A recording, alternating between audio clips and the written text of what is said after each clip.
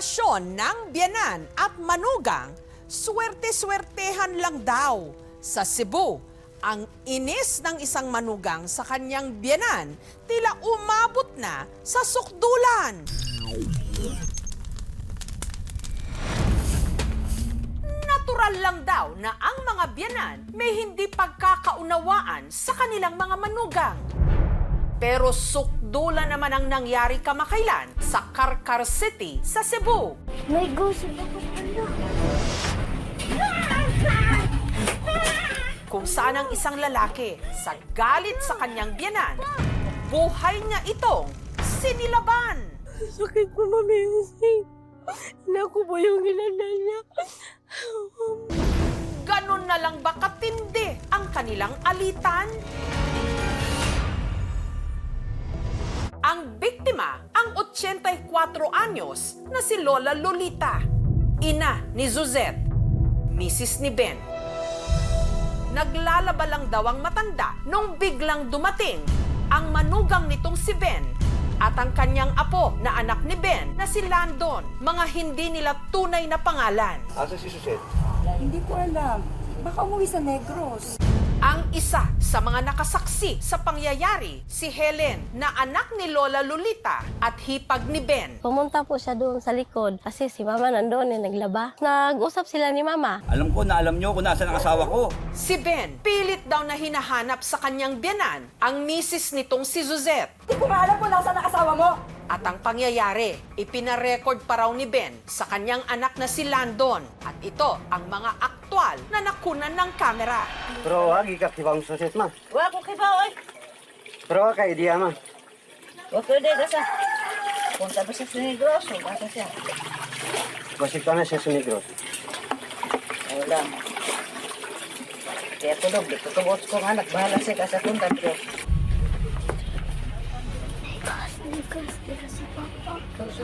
May gusto ako pala.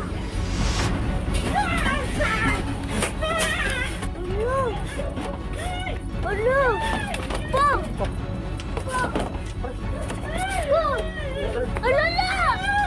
Ano? Bigla lang sumigaw si Mama. Tulong! Tulong!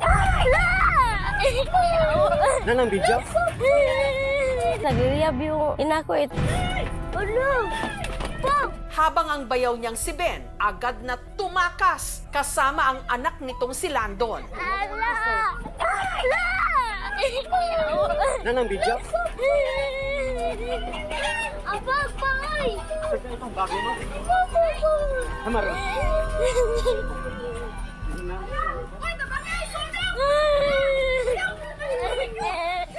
Dahil sa takot, hindi raw agad nasaklolohan ni Helen ang kanyang ina na nung mga oras na yon, nagliliyab pa. Baka bumalik si... Baka ako, buhusan niya at saka yung mga anak ko dyan. Mabuti na lang daw at dumating ang kapitbahay nilang si Chari. Ako na ako sa tindahan atong time. Moto paglingi na ko sa balay sa kong uyuan, wala nagsilaob na si nanay. Di ko katuo nga, naitaw nga gi dauban. Pag gawas niya sa balay, wala sunog na iyang naong, itom na kay iyang naong. 1 litrong mineral yung binuhas ko ni nanay. Moto naginahinay nagpaong ang kayo. Dire sa iyang likod, napaong ng kayo. Pero last na ko nabubuan ang iyang dughan. Moto nga nang gipangita na ko ako ang uyuan para dadon siya sa emergency. Ito po yung kortina na sunog. Diyan kami sa taas. Ako ang nagpatay dyan. Wa ko kibaw oy. Iyan po ang damit na nasusunog sa pag-ano ni Mama. Ito po yung sa ano ng washing ko na nalan. Ito, dumaan si Mama. Tapos, ito, tinuluan kasi ito ng trapal eh. Pero agi ka kibang Suzette ma. Wa ko kibaw oy. Samantala, ang hinahanap na misis ni Ben na si Suzette, nasa kabilang bayan pala kung saan ito nagtatrabaho. Pwede dyan akong hadluka kay mao lang ko na usa among inahan. Wala na ilain ng inahan. Maraming saka ako ang ko kakuyapon. Nasuko ko niya nga nganong iyang gibuhat. Ayon sa salaysay ni Suzette, bago pa nangyari ang insidente, may alitan na sila talaga ng kanyang mister. Kaya plinano niyang umuwi na muna ng Negros. Kubuagon ko niya, ako ang desisyon. Huwag labot sa mama. Ako gingyangkon nga, wa ko niya napakita. Kay daan naman siya nagbahad. Nga, kung mulakaw ko, kung masakpan, isod ko niya og sako, iya kong tago-tuon og gihatag sa akong mama. Siguraduhin mo nga alis ka dahil pag nahuli kita. Pero hindi niya inakalang ang mapagbubunto na ng galit ng kanyang mister, ang kanyang nanay Lolita. May gusto ako pala.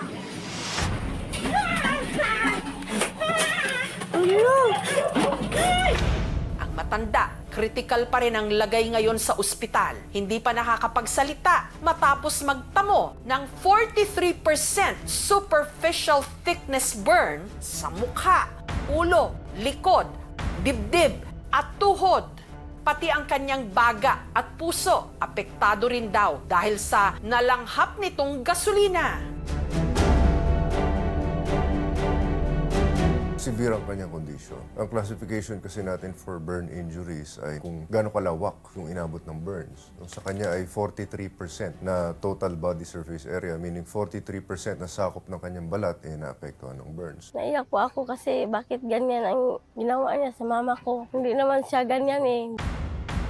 Ako kahibaw og naunsa siya nga si mama man iyang gipahamuntan. Iya man ang inahan lugar kay asawa man ko niya, anak ako siyang inahan. Safety considerations, pag ito ay flammable liquid like gasoline, huwag lalagyan ng tubig kasi lalong kakalat. Cover lang na wet cloth para mapatay ang oxygen, mamatay ang apoy, at immediately dalhin sa hospital. Ang insidente agad na i-report sa mga otoridad.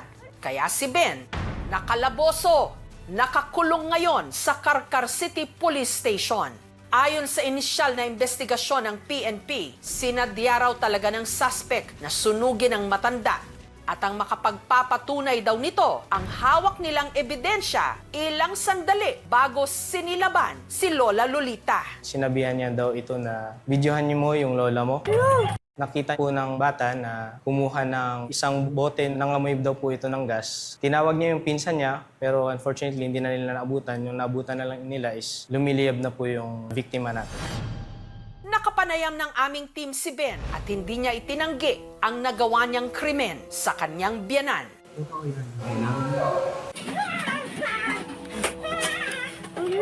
Dala lang ko ng gasolina. Hanggang ngayon, kahit hindi ko alalahanin kung patak din sa utak ang kamali.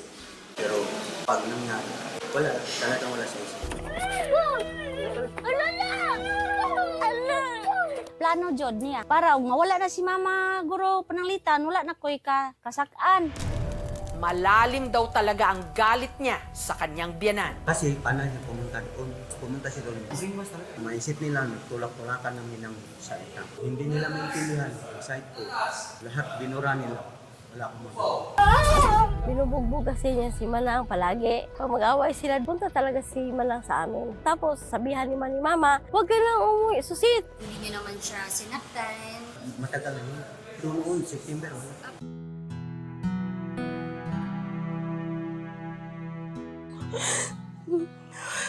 Matanda na si Mama, bakit? Hindi na lang siya, bakit hindi na lang niya inano si Mama na iniwasan na lang tanin niya si Mama yung salita ni Mama na kung masakitan man siya. Hindi naman talaga yung tama yung ginawa niya sa kapatid ko.